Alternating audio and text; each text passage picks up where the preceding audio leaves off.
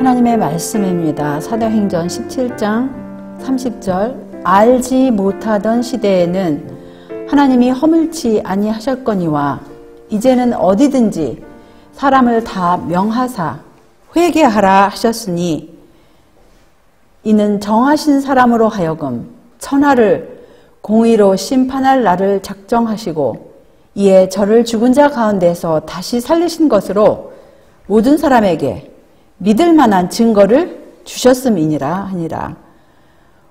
오늘도 우리 주님의 은혜로 이렇게 평안한 가운데 이 거룩한 날 주님 앞에 나와서 주의 진리의 말씀으로 또 주님 앞에 경배를 드릴 수 있도록 인도하신 우리 온 우주의 왕 되신 하나님 아버지와 또 온 인류의 구세주 되신 우리 예수님께 감사드리고 또 주님의 모든 자녀들 다시 한번 반갑습니다. 오늘 주님께서 주심하고 약속하신 주님의 영으로 또 그분의 말씀의 진리의 말씀으로 이 시간 우리의 예배가 우리 하나님 아버지께 상달되는 그런 시간이 되고 우리 모두가 힘을 얻고 이 말씀의 그 가르침대로 우리가 따라감으로써 우리 주님의 재림을 위해서 잘 준비하는 우리 모두가 되시기를 바랍니다.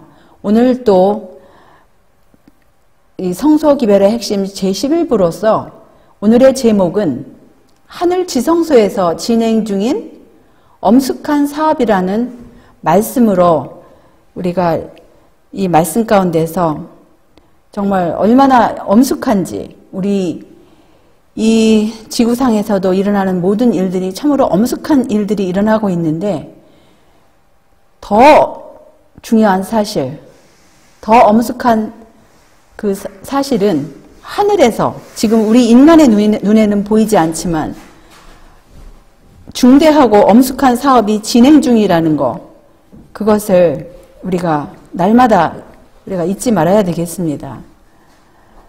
1년에 한 번 지성소에 대제사장이 들어갔다고 이렇게 히브리서 9장 7절에 오직 둘째 장막은 대제사장이 홀로 1년 1차씩 들어가되 피 없이는 아니하나니 이 피는 자기와 백성의 허물을 위하여 드리는 것이라. 또 지성소를 속죄를 하였다고 그랬어요. 곧 이스라엘 자손의 부정과 그 범한 모든 죄를 인하여 지성소를 위하여 속죄하고 또 그들의 부정한 중에 있는 회막을 위하여 그같이 할 것이요.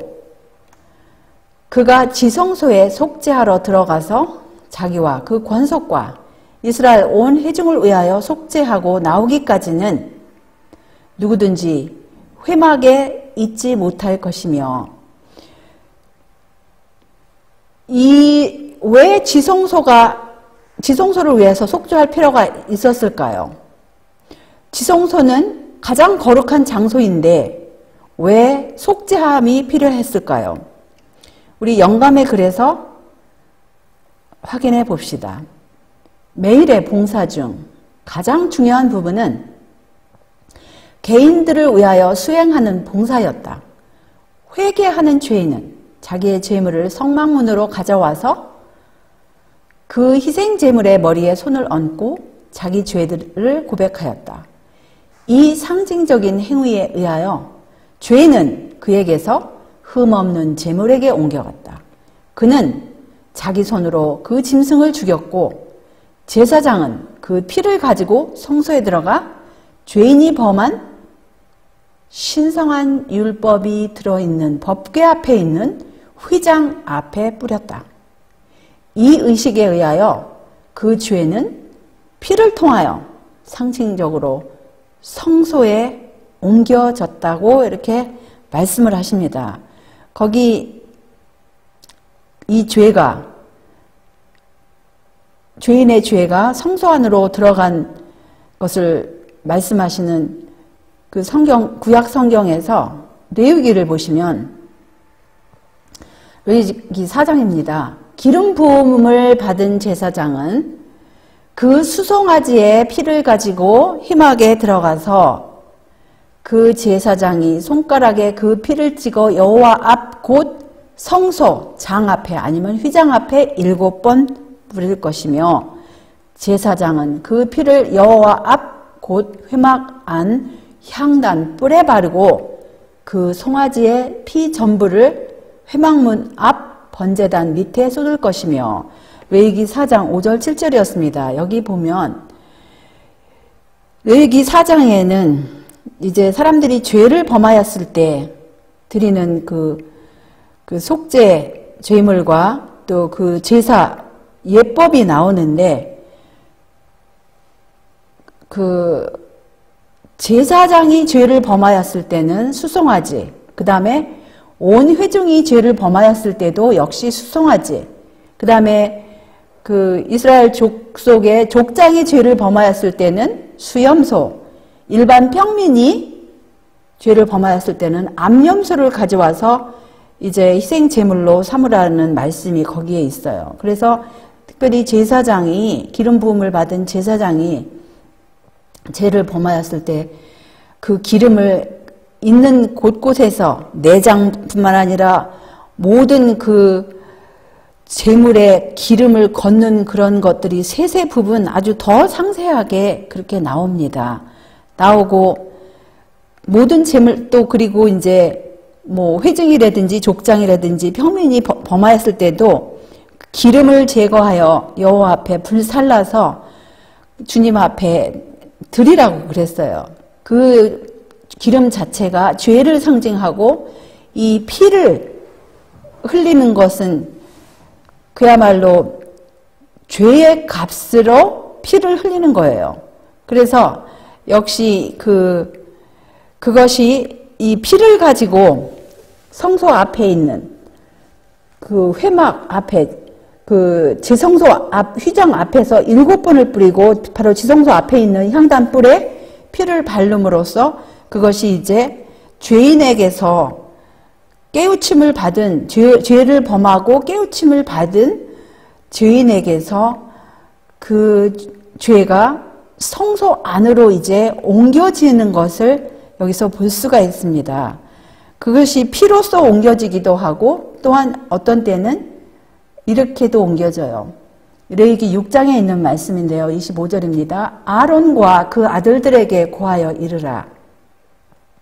속죄제의 규례는 이러하니라. 속죄제의 희생은 지극히 거룩하니 여호와 앞 번제 희생을 잡는 곳에서 그 속죄제의 희생을 잡을 것이요. 죄를 위하여 제사 드리는 제사장이 그것을 먹되 곧 회막들 거룩한 곳에서 먹을 것이며, 그래서 일단은 이제 제사장에게로 옮겨지고 거기에 대해서 이렇게 말씀하십니다. 어떤 경우에는 피를 성소로 가지고 들어가지 않았다. 그럴 때 모세가 아론의 아들들에게 너희로 회중의 죄를 담당하여 속하게 하려고 너희에게 주신 것이니라고 명령한 것처럼 그 고기는 제사장이 먹어야 했다. 이 두 의식은 다 같이 죄가 회개하는 죄인에게서 성소로 옮겨짐을 상징하였다. 이제 회개하는 죄인에게서 성소로 이제 그 죄가 피를 바르든 아니면 제사장이 그 고기를 먹든 옮겨졌습니다. 이런 것은 연중 매일 진행되는 봉사였다.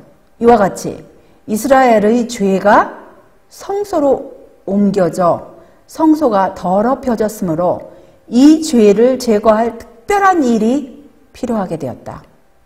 하나님께서는 성소와 지성소의 각 칸을 위하여 속죄하라고 명령하셨으며 제단에 대해서도 이스라엘 자손의 부정에서 단을 성결케 할 것이요 라고 하셨다.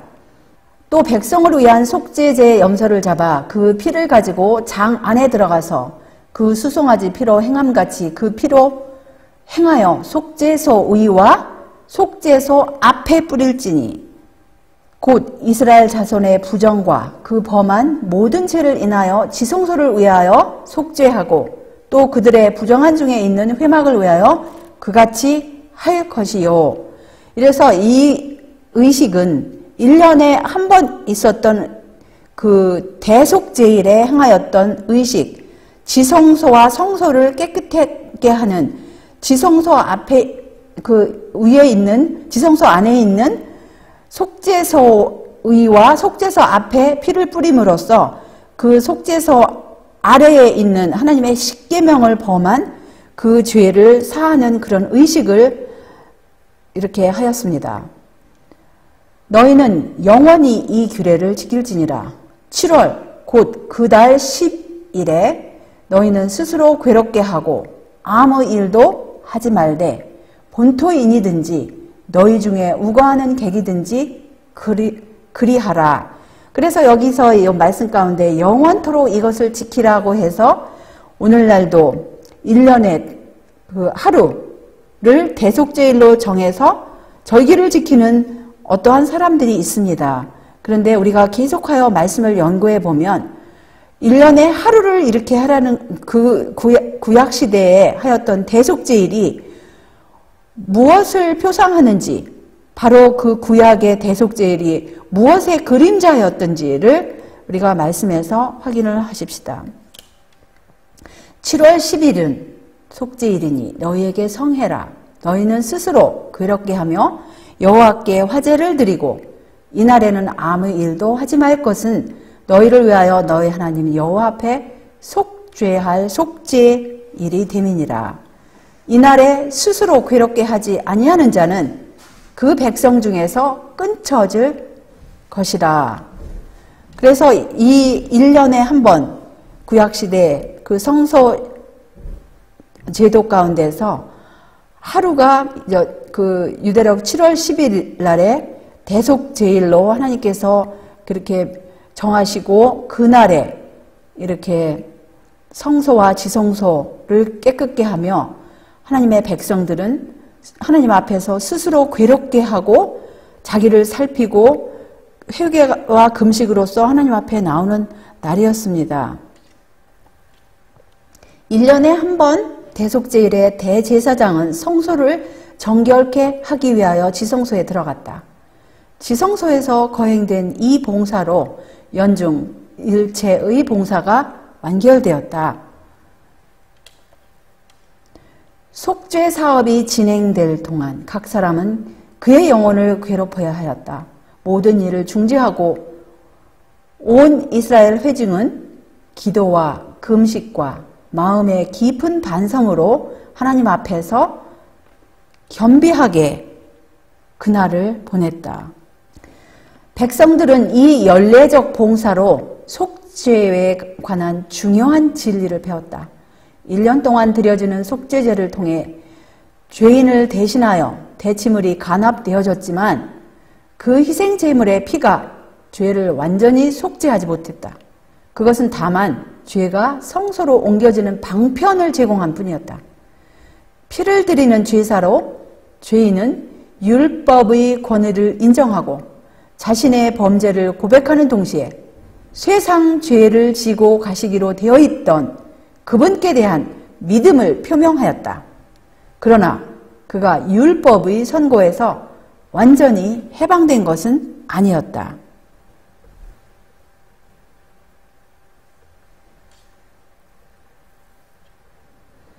대속제일에 대제사장은 회중을 위한 한 제물을 취하여 그 피를 가지고 지성소에 들어가 율법이 기록된 돌비 위에 있는 속죄소에 뿌렸다.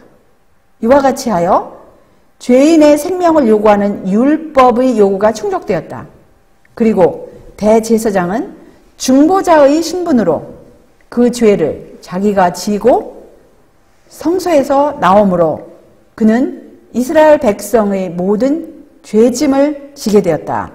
그는 성막문에서 아사셀을 위하여 제비 뽑은 염소의 머리 위에 손을 얹고 이스라엘 자손의 모든 불의와 그 범한 모든 죄를 고백하고 그 죄를 염소의 머리에 두었다. 그리고 죄를 담당한 이 염소가 광야로 보내졌을 때 죄가 백성에게서 영원히 분리된 것으로 그들은 생각하였다. 이와 같은 것이 하늘에 있는 것의 모형과 그림자로서 수행한 봉사였다. 그래서 구약시대에 행하였던 이 모든 이 대속제일에 행하였던 그런 제사의 모든 그런 절차는 이제 그림자였어요. 모형이었어요. 이제는 실제가 왔습니다. 바로 실제가 언제부터냐면은 다니엘서 8장에서 말씀하신 그 2300주야까지니 그때 성소가 정결함을 입으리라는 그 성소 정결 사업이 시작된 1844년 그때 대속제일이 시작하였던 그 날로부터 그때로부터 예수님께서 지성소에 들어가심 그날로 지성소에 들어가심으로써 그때로부터 이 예수님께서 이제 거기서 그동안 죽은 자들을 위해서 또 이제 언젠가는 살아있는 자들을 위해서 속죄 사업을 하시는 그 주님의 그 사업이 거기서 이제 시작이 됐어요. 근데 여기 이제 아사셀을 위하여 죄를 뽑은 염소 머리 위에 대제사장께서 이제 모든 죄짐을 짊어지시고 그 죄를 염소 머리에 두고 염소를 보내지는 이때가 언제입니까? 이 염소가 광야로 보내지는 이때가 언제죠?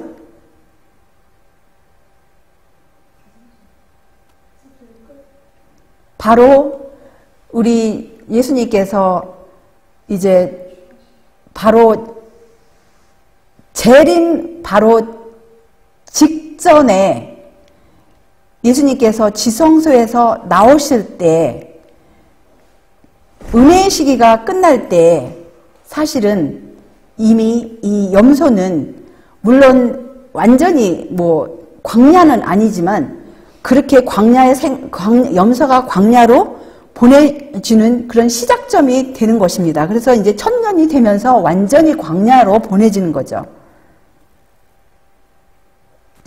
그리스도께서 승천하신 후 회개한 신자를 위해 자기의 피로 탄원하시기 위하여 하나님 앞에 나타나시는 것처럼 제사장도 매일의 봉사에서 죄인들을 위하여 희생 제물의 피를 성소에 뿌렸다.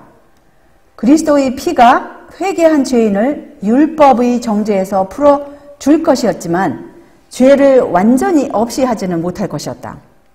그 죄는 최종적 속죄 때까지 성소의 기록에 남아있을 것이다.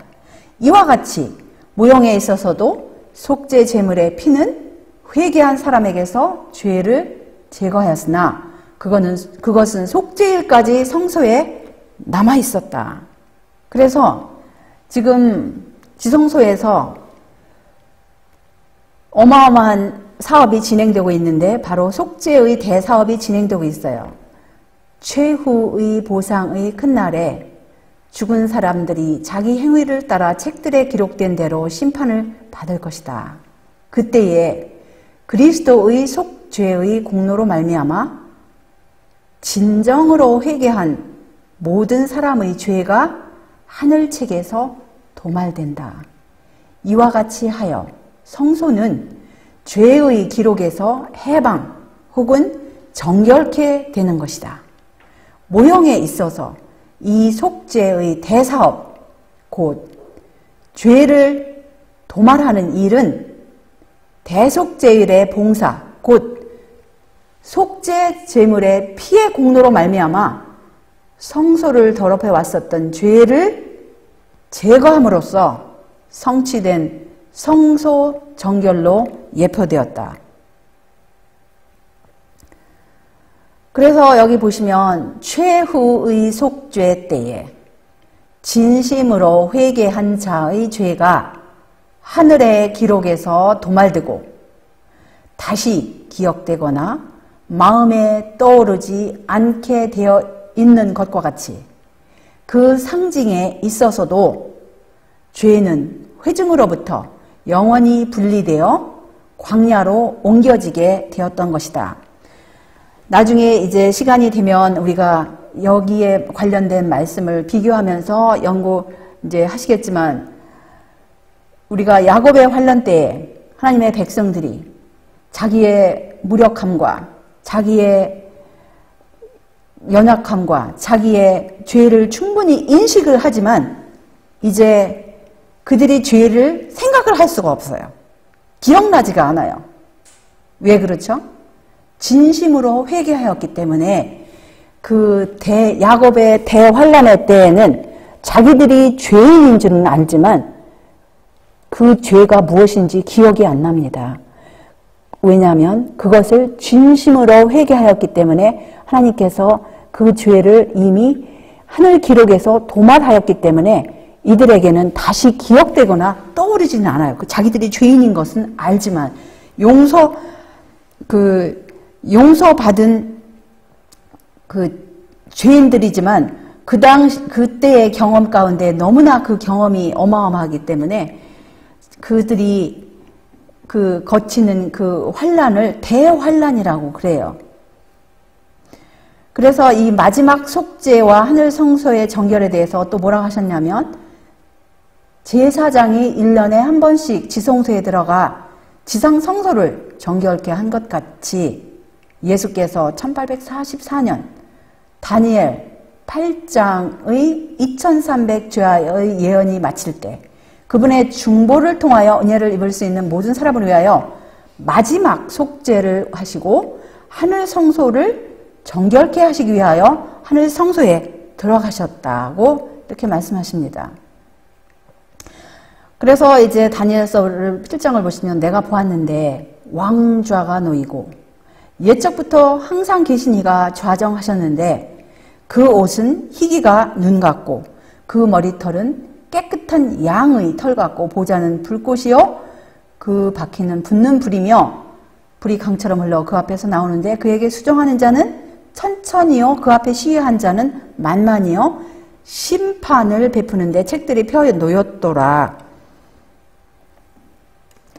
내가 또 밤 이상 중에 보았는데 인자 같은 이가 하늘 구름을 타고 와서 옛적부터 항상 계신 자에게 나와 그 앞에 인도됨에 13절이었습니다. 그러면 옛적부터 항상 계신 분이 누구신지 그 영감의 글에 이렇게 말씀하십니다. 옛적부터 항상 계신 이는 아버지 하나님이시다. 시편 기자는 산이 생기기 전 땅과 세계도 주께서 조상하시기 전 곧 영원부터 영원까지 주는 하나님이시니이다 고 말한다. 심판을 주재하시는 분은 만물의 근원이시며 모든 법칙의 근본 되시는 하나님이시다. 천천만만의 거룩한 천사들이 수정하는 자와 증인들로서 그 큰 법정에 열석하게 된다. 그가 큰 음성으로 가로되 하나님을 두려워하며 그에게 영광을 돌리라. 이는 그의 심판하실 시간이 이르렀음이니 하늘과 땅과 바다와 물들의 근원을 만드신 이를 경배하라 하더라. 그래서 1844년부터 이제 그분의 심판하실 시간이 이르렀어요. 이르렀고 이제 그때로부터 이 기별이 주님의 재림의 날 은혜의 시간 끝까지 이 기별이 이제 힘있게 전파될 것입니다. 심판에 대해서 한 번 죽는 것은 사람에게 정하신 것이요 그 후에는 심판이 있으리니 심판하면 우리가 여러 가지를 생각할 수가 있는데 이제 심판하기 위해서 이 세상에서도 법이 있죠. 그 다음에 판결이 나와요. 저울질을 해봐요. 그 다음에 이제 편결을 내려요. 역시 하나님의 정부에서도 우리가 이제 계속하여 말씀을 보시면 상징적 의식에는 죄를 회개하고 고백함으로 하나님 앞에 나온 사람들 곧 그들의 죄가 속죄 제물의 피를 통하여 성소로 옮겨진 자들만이 대속죄 의례의 봉사에 참여할 수 있었다. 그와 마찬가지로 마지막 대속죄와 조사 심판 날에는 하나님의 백성이라고 공언하는 사람들의 사건만을 다루게 된다. 그래서 지금 조사심판, 지금 하늘에서 진행되고 있는 조사심판의 날에는 소위 하나님의 백성이라고 공언했던 사람들의 그런 그 사건만을 다루고 있습니다. 그러면 어디서부터 심판이 시작되냐 하면 베드로전서 4장 17절에 하나님 집에서 심판을 시작할 때가 되었나니 만일 우리에게 먼저 하면 하나님의 복음을 순종치 아니하는 자들의 그 마지막이 어떠하며, 그래서 하나님을 안으로 하는 사람들, 그 사람들에게서 먼저 심판이 이제 시작이 됩니다. 악인들의 심판은 완전히 구별되어 있으며 그것은 그 후에 집행된다. 이제 재림 후에 1000년 동안 하늘에서 이제 보좌들이 많이 있죠. 그 보좌에서 구원받지 못한 사람들을 이제 심판을 하는데요. 지금 현재는 이 조사 심판은 하나님 집에서 심판을 시작할 때가 되었나니, 그래서 이 먼저 심판의 시작, 조사 심판은 지금 현재 재림 전에 진행되는 심판은 하나님의 백성들을 먼저 합니다. 그런데 다니엘서 7장에서 책들이 심판을 베푸는데 책들이 펴 놓였더라 이렇게 말씀하셨는데 어떠한 책들이 펴 놓였을까요? 생명책이, 또 기념책이, 죄악을 기록하는 책들이 이제 펴놓고 각 사람을 지금 비교 분석하고 판결이 내려집니다. 생명책에는 하나님을 변함없이 섬겨온 모든 사람들의 이름이 기록되어 있다. 예수님께서는 제자들에게 너희 이름이 하늘에 기록된 것으로 기뻐하라고 말씀하셨다. 또 바울은 그의 성실한 동역자들에 대하여 그 이름들이 생명책에 있느니라고 말한다. 그 다음에 다니엘은 개국이대로 그때까지 없던 환란의 때를 미리 보면서 무릇 책에 기록된 모든 자가 구원을 얻을 것이라고 말함으로써 하나님의 백성이 구원을 얻을 것을 말한다. 그리고 요한은 그 이름이 어린 양의 생명책에 기록된 자들만이 하나님의 성에 들어갈 수 있다고 이렇게 기록을 하셨습니다. 그래서 또한 생명책 외에 하나님 앞에는 기념책이 있으며 거기에는 여호와를 경외하는 자와 그 이름을 존중히 생각하는 자들의 선한 행실이 기록되어 있다. 믿음에서 나온 그들의 말, 사랑의 행위가 다 하늘에 기록된다. 이에 대하여 느헤미야가 내 하나님이여 이 일을 인하여 나를 기억하옵소서. 내 하나님의 전과 그 모든 직무를 위하여 나의 행한 선한 일을 도말하지 마옵소서라고 말할 때 그는 이 사실에 대하여 언급한 것이었어요. 그래서 기념책이라고도 하고 또한 기념, A Book of Remembrance 해가지고 기념하는 책 아니면 기억하는 책. 그 기념책을, 하나님의 기념책에는 의로운 행위가 빠짐없이 영원히 기록된다. 거기는 유혹을 물리친 것, 악을 이긴 것, 부드러운 자비로 표현한 말, 이런 모든 것들이 자세히 기록된다. 그리고 모든 희생적 행위, 그 다음에 그리스도를 위하여 받은 고난, 슬픔이 모두 기록된다. 시편 기자는 나의 유리함을 주께서 계수하셨으니 나의 눈물을 주의 병에 담으소서. 이것이 주의 책에 기록되지 아니하였나이까 이렇게 기록을 하였습니다. 그러면 또 죄악을 기록하는 책은 무엇일까요? 하나님은 모든 행위와 모든 은밀한 일을 선악간에 심판하시리라고 이렇게 말씀하시면서 구주께서는 사람이 무슨 무익한 말을 하든지 심판날에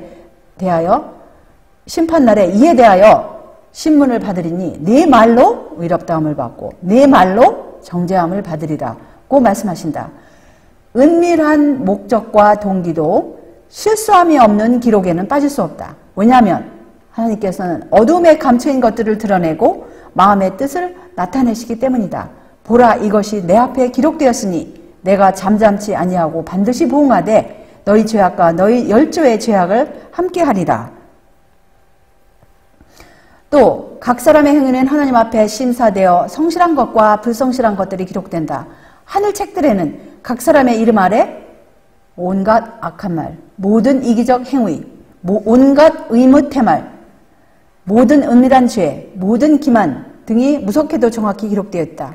하늘의 경고와 견책을 등한히 한 것, 시간을 낭비한 것, 기회를 놓친 것, 선악간의 감화와 그 결과가 멀리까지 미친 일, 이 모든 것이 기록하는 천사에 의하여 기록된다고 이렇게 말씀하십니다.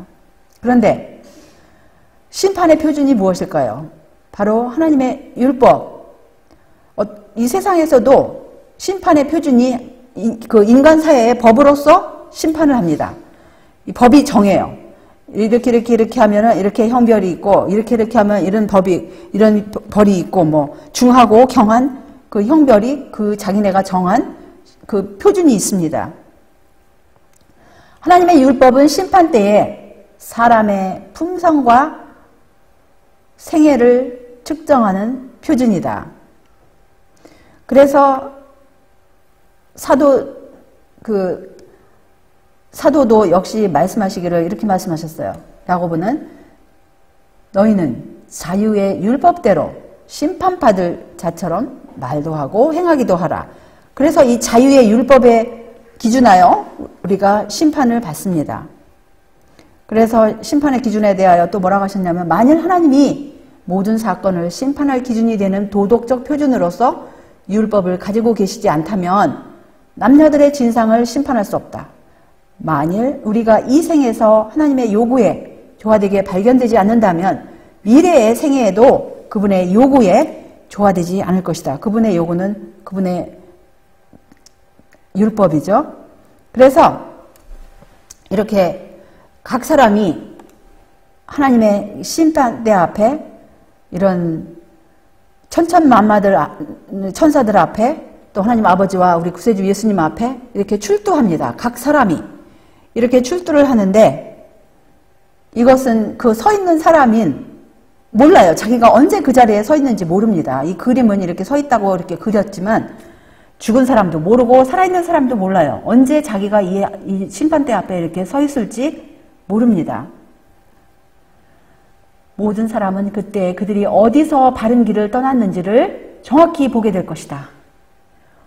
모든 이들은 그들 자신이 하나님의 의에서 떠남으로써 동료 인간들을 진리와 의의 길에서 떠나도록 끼친 영향을 분별하게 될 것이다. 모든 사람들은 그때 그분의 율법을 깨트림으로써 하늘의 하나님께 수치를 돌리도록 자신이 무엇을 하였는지 이해하게 될 것이다. 거기 번역상에 문제가 있어서 그냥 직역을 하였습니다. 그래서 하나님의 율법을 이렇게 어떤 사람은 넷째 계명을 깨트리고, 자기 손으로 깨트리든 마음으로 깨트리든 눈으로 깨트리고, 어떤 사람은 첫째 계명을 깨트리고 둘째 계명 아니면 셋째 아니면 다섯, 여섯, 일곱, 여덟, 아홉, 열, 이것을 깨트림으로써 한 가지 계명을 깨트린다 할지라도 이 율법 전체에 금이 갑니다. 사랑의 원칙, 이 자유의 그 원칙을 범하고 이제 마귀의 행위, 마귀는 파괴자요, 또 죽음의 사자가 아닙니까? 거기에 동참하는 거예요. 그래서 사람은 사실은 이 하나를 깨트렸다고 하지만 하나님 보시기에는 모든 것을 다 깨트렸어요. 그래서 이 마지막 때에 하나님께서 모든 사람을 부르시고 회개하라고 부르시고 다시 한번 하나님께로 돌아오고 예수님께로 돌아와서 회개하고 이 자유의 율법, 사랑의 율법에 맞게 생애를 하라고 이렇게 초청을 하시는 거예요. 하나님을 경외하고 그 명령을 지킬지어다. 이것이 사람의 본분이니라. 하나님은 모든 행위와 그 모든 은밀한 일을 선악간에 심판하시리라. 그래서 사실은 우리가 여기서 그림으로는 이렇게 간단하게 보지만 첫째부터 열째 계명을 이렇게 단순하게 보지만 지금 이 지구상에서 가장 보편적으로 거의 모든 사람들이 깨트리는 계명이 첫째부터 넷째 계명입니다. 그럼으로써 첫째부터 넷째 계명을 깨트림으로써 사실은 나머지 계명도 다 깨트려요. 그리고 가장 멸시를 받고 가장 오해를 받고 가장 증오를 받는 이 넷째 계명, 그것의 깊은 의미 우리 지난주에 하지 않았습니까? 많은 사람들은 진리를 보지 않으려고 눈을 감는다. 그들은 자신들의 생애와 품성에서 결점 보기를 원치 않으며 당신이 그들에게 하나님의 율법에 관하여 어떤 것을 말하면 불안해진다. 이런 면에서 그들은 자신들의 인간적인 표준을 가지고 있음을 나타내며 그들의 뜻은 하나님의 뜻이 아님을 보여준다. 우리는 그대가 하나님의 율법의 첫 번째 큰 반역자인 사단에게 속임을 당하지 않기를 원한다. 우리는 하나님의 율법이 사람을 심판할 유일한 표준임을 명심하기를 원한다. 그래서 하나님의 율법이 율법이 유일한 표준, 사람을 심판할 유일한 표준임을 우리가 명심을 해야 되겠습니다. 근데 그 율법에 물론 10가지로 말했지만 이 율법의 원칙은 10,000가지라고 이렇게 말씀을 하세요.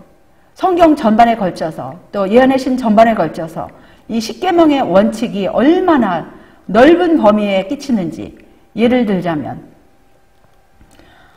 살인하지 말지니라에 다른 사람은 죽이지 우리 손으로 뭐 무기로 죽이지 않았다 할지라도 다른 사람을 미워하거나 증오하거나 질투하거나 이거 다 살인입니다.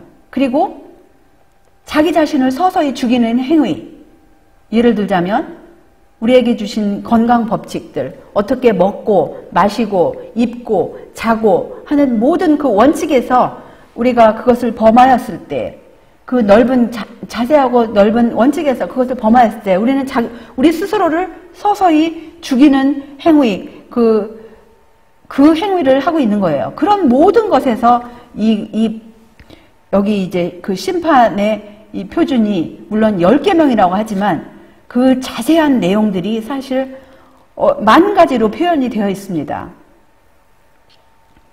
어떤 사람들의 죄는 통회하고 자복하여 버림으로써 먼저 드러나고 먼저 심판에 나아간다. 이런 사람들의 이름편에는 용서라고 기록된다. 그러나 그 이후에 나오는 다른 이들의 죄는 회개와 자복으로 버리지 않으므로 이런 죄들은 하늘책에 그들을 대항하여 등록되어 있다. 그래서 어떤 사람들의 죄, 지금 조사 심판할 때 어떤 사람들은 통회하고 자복하고 버려요. 그래서 먼저 이제 조사 심판에 이렇게 나아갈 준비가 되어 있습니다. 그래서 그 사람들 이름에 대해서는 용서라고 이렇게 기록이 돼요. 그런데 그 지금 회개하고 자복하고 버리지 않는 사람들의 죄는 죄의 기록책에 기록이 돼요. 기록이 되어서 나중에 구원받지 않은 자들의 심판 때에 그 모든 기록들이 그대로 남아 있어서 그 사람을 대항할 것입니다. 우리 대제사장이신 그리스도께서는 조사 심판을 시작하시기 위하여 1844년에 하늘 지성소에 들어가셨다. 죽은 의인들의 생애가 하나님 앞에서 조사를 받아오고 있다. 그 일이 끝나면 살아있는 자를 위한 심판이 집행될 것이다. 이 엄숙한 순간이야말로 얼마나 고귀하고 얼마나 중대한가. 우리들 각자의 심판 문제는 하늘 법정에서 결정을 기다리는 중이다. 우리는 개인적으로 육체 가운데 있을 때 행한 행위에 따라서 심판을 받을 것이다. 여기도 이제 번역이 약간 좀 어설퍼서 좀 직역을 하였습니다. 그래서 예수님께서 조사 심판하기 위해서 이렇게 1844년에 하늘 지성소에 들어가시고 그때부터 죽은 의인들의 생애가 조사를 받고 있고 그 다음에 이제 그 일이 끝나면 살아있는 자를 위해서 이제 조사가 이제 시작이 될 것입니다. 표상적인 성소 봉사에 있어서 대제사장이 지상성소의 지성소에서 속죄 일을 하였을 때 백성들은 하나님 앞에서 저희 영혼을 스스로 괴롭혀야 했으며 저희 죄가 대속을 받고 저희 죄들을 도말함 받기 위하여 자복하여야만 하였다. 하물며 그리스도께서 하늘 성소에서 당신의 백성으로 하여 탄원하고 계시며 최종적이고도 되풀이할 수 없는 판결을 각자에게 언도하게 되는 이 대형적인 대속죄일에 있는 우리에게 향한 요구가 추호라도 덜할 수 있을까? 그래서 과거에 그 대속죄일, 구약시대의 대속죄일에 그때는 단 하루만 이 백성들이 하나님 앞에서 그들 자신을 금식과 기도로서 또 자기 자신을 살핌으로써 괴롭게 하고 자복하고 그랬는데 지금 우리는 실제적인 대속죄일입니다. 1844년 10월 22일 이후로는 이제 정말 그 대속죄일의 참된 의미, 참된 대속죄일에 살고 있는 우리가 얼마나 날마다 우리 영혼을 살피고 회개하고 자복하고 죄를 떠나야 할지를 여기서 말씀해서 우리에게 보여주시고 계시는 것입니다. 심판 때에 기록한 책들을 펼치면 예수님을 믿은 모든 사람들의 생애가 하나님 앞에 나타난다. 우리의 대언자 되신 그리스도께서는 이 세상에 처음 생존한 사람들로부터 시작하여 지금 살아있는 사람들에 이르기까지 각 시대의 모든 사람들의 사건을 제시하신다. 각 사람의 이름이 불리워지고 모든 사건이 세밀히 검토된다. 어떤 이름들은 간합되고 어떤 이름들은 거절된다. 이 지구상에서도 법정에서 이렇게 배심원들이 있어요. 그 다음에 변호사가 있고 또 판사가 있어요. 또 이제 죄인이 있어요. 그러면서 이제 양쪽에서 지금 사건이 전말이 이러이러합니다. 서로가 지금 공방을 합니다. 그리고 그것을 달아봅니다. 모든 것을 달아보면서 정말 이 사람이 죄가 분명한가 아닌가 무죄한가 유죄한가 이거를 이제 살피는 일을 하는데 얼마나 엄숙합니까? 이 세상에서도 이런 법정의 모습은 참으로 엄숙한 모습이 아닙니까? 그런데 하물며 하늘의 법정은 얼마나 더 엄숙하고 우리의 이제 죽은 자들이 죽은 의인들의 그런 사건이 끝이 난다면 곧 끝이 날 것이고 이제 살아있는 하나님의 백성들로 그것이 이제 한 사람 한 사람이 법정에 우리도 모르게 우리가 법정에 설 때 그 하늘의 그 배심원들 천천만만의 천사들 또 하나님 아버지 예수님 그 앞에서 각 사람의 행위가 이제 드러날 것입니다. 그런데 누구든지 회개하지 않고 용서받지 못한 채 기록책에 죄를 남겨두고 있으면 그들의 이름은 생명책에서 지워지고 그들의 선행의 기록도 하나님의 기념책에서 지워질 것이다. 여호와께서는 모세에게 누구든지 내게 범죄하면 그는 내가 내 책에서 지워버리리라고 선언하셨다. 선지자 에스겔은 만일 의인이 돌이켜 그 의에서 떠나서 범죄하면 그 행한 의로운 일은 하나도 기억함이 되지 아니하리라고 이렇게 말씀하셨어요. 반면에 죄인이 악인이 그 악에서 돌이켜서 의를 행하고 회개하고 의를 행하면 그 범죄가 기억함이 없이 용서를 받겠다고 이렇게 또한 약속을 하셨습니다. 그리고 정말 끝까지 회개하지 않을 때 아무리 의인이라 할지라도 그 생명책에서 또 기념책에서 그 이름과 행위가 좋은 행위가 의로운 행위가 다 지워진다고 이렇게 말씀하세요. 그러면 죄의 도말을 받을 사람이 누구겠습니까? 그러나 진심으로 죄를 회개하고 믿음으로 그리스도의 피를 그들의 속죄 제물로 주장한 사람들에게는 하늘의 책에 기록된 그들의 이름 아래 용서받았다는 말이 기록된다. 여기 부조와 선지자에도 비슷한 말씀이 있었고 또 다른 것에도 비슷한 말씀이 있었죠. 우리가 그 영감의 글 여기저기에서는 중요한 부분을 이렇게 반복하는 것을 우리가 봅니다. 그리고 그들이 그리스도의 의에 참여하는 자가 되고 그들의 품성이 하나님의 율법과 조화된다는 것이 나타날 때 그들의 죄는 도말되고 그들 자신이 영원한 생명을 받기에 합당한 사람들이 될 것이다. 주님께서는 선지자 이사야를 통하여 나 곧 나를 위하여 내 허물을 도말하는 자니 내 죄를 기억지 아니하리라 그렇게 말씀하셨어요. 마찬가지로 히브리서 10장에서도 하나님의 율법을 기록하겠다고 그랬어요. 그리고 죄를 기억지 아니하시기라고 그렇게 또한 말씀하셨습니다. 그래서 그들의 품성은 무엇이죠? 그들의 생각과 그들의 감정 속에 하나님의 율법의 원칙이 조화되었을 때 또 앞부분을 보면 진심으로 회개하고 믿음으로 그리스도의 피를 속죄제물로 주장했을 때 그들의 죄가 도말이 받고 또 영원한 생명에 참여하는 합당한 사람들이라고 이렇게 판결이 나올 것입니다. 그래서 진정으로 회개한 사람들, 참된 그리스도인의 경험이 무엇일까요? 참된 그리스도인은 전진한다고 그랬어요. 앞으로 계속 전진하고 의로 향하는데 그 의로 향하는 매 발걸음마다 무슨 경험이 있을까요? 그리스도인의 경험 가운데서 전진하는 매 발걸음마다 우리의 회개는 더욱 깊어질 것이다 라고 말씀하셨습니다. 그래서 정말 그리스도인이 난쟁이가 되지 않고 점점 하늘로 향하여 자라갈 것일 것 같으면 그 한 발자국마다 그들의 회개가 더욱 깊어질 것이라는 이러한 말씀이에요. 그런데 사탄의 관계가 무엇이죠? 사탄은 우리가 가장 잘 알아야 할 일들을 생각지 못하도록 하기 위하여 우리 마음을 빼앗고자 무수한 관계를 고안한다. 그 기만자의 괴수는 속죄의 희생제물과 전능하신 중보자를 밝히 보여주는 위대한 진리를 싫어한다.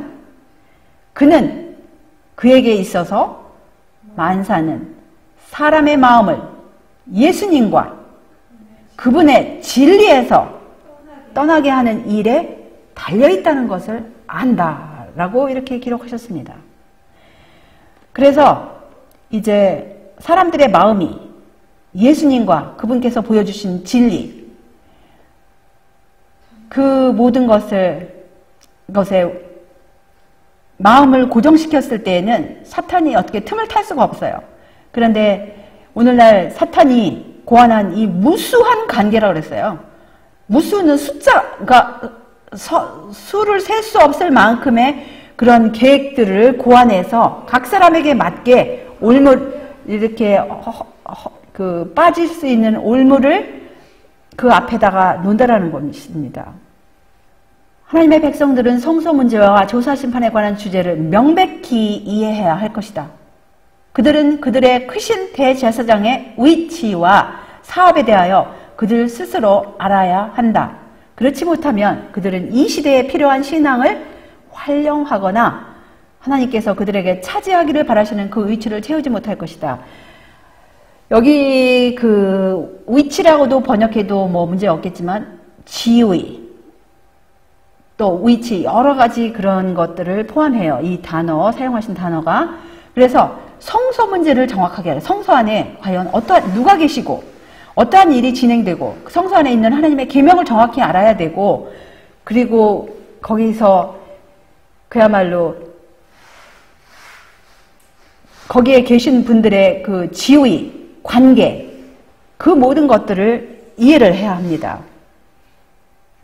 그래서 각 사람의 소송 사건에 대하여 각 사람은 영혼을 구원하든지 잃어버리든지 할 것이다. 각 사람은 하나님의 법정에 계류되어 있는 소송 사건이 있다. 각 사람은 크신 재판장을 직접 대면하여 서지 않으면 안 된다. 그러므로 각 사람은 심판이 시작되어 책들이 펴질 것과 마지막 날에 자신의 운명을 결정하는 자리에 다니엘과 함께 서야 할 엄숙한 광경에 대하여 자주 심사숙고하는 것이 참으로 기묘하다. 그 뒷부분 번역이 그냥 직역을 하였습니다. 그래서 다니엘이 마지막 때에 자기 자리에 선다라는 그 말씀이 다니엘서 마지막 장 마지막 절에 나오지 않습니까? 그래서 그 자리에 이 2300주야가 끝날 때 그야말로 다니엘사가 더 확실히 열리지 않습니까? 그리고 그럼으로써 다니엘과 예수님과 함께 지성소에 들어가고 믿음으로 그 다니엘이 말씀하신 그 뜻에 정말 참여함으로써 다니엘과 함께 설 수가 있는 거예요. 자기 자리에 하나님께서 각 사람에게 지정하신 이 마지막 때에 꼭 알아야 할 그 진리의 자리에 서야 하는 것입니다. 하늘 성소에서 사람을 위하여 진행되는 그리스도의 중보 사업은 구원의 계획에 있어서 십자가상에서의 그분의 죽음과 마찬가지로 기묘하다. 그분께서 부활하신 후 승천하여 하늘에서 완성하실 일은 그분의 죽으심으로 시작되었다. 우리는 믿음으로 앞서가신 예수께서 우리를 위하여 들어가신 그 휘장 안으로 들어가야 한다. 거기는 갈바리의 십자가에서 나온 빛이 비치고 있다. 우리는 거기서 구속의 엄연을 더욱 밝히 살펴볼 수 있다. 오늘 아침 안식일 학교 시간에서 우리가 본 것처럼 하나님의 정부, 또 하나님의 구속의 경륜, 자비와 공의를 거기서 분명히 더 확실히 볼 수 있습니다. 구속의 경륜을 또 구속의 엄연을 볼 수 있습니다. 하나님의 그 사랑의 정부, 그 하나님의 무한하신 자비, 사랑, 공의, 그것을 그 지성소 안에서 볼 수 있는 것입니다. 인류의 구원은 하늘에서 무한한 값을 치르고 완성된다. 거기에 치러지는 희생은 하나님의 율법을 범한 데 대한 최대한의 요구에 해당되는 것이다. 예수님께서 아버지의 보좌로 나아가는 길을 열어주셨으므로 그분을 믿음으로 그분께 나아가는 모든 사람의 진정한 소망도 그분의 중보를 통하여 하나님 앞에 상달될 수 있다. 그래서 이 마지막 때의 기별은 결국은 무엇이냐? 하나님의 계명과 예수 믿음이에요. 셋째 천사의 기별이 어떻게 끝나죠? 하나님의 계명과 예수 믿음으로 끝나는 것처럼 성서 기별도 역시 마찬가지로 하나님의 계명과 예수 믿음으로 끝납니다.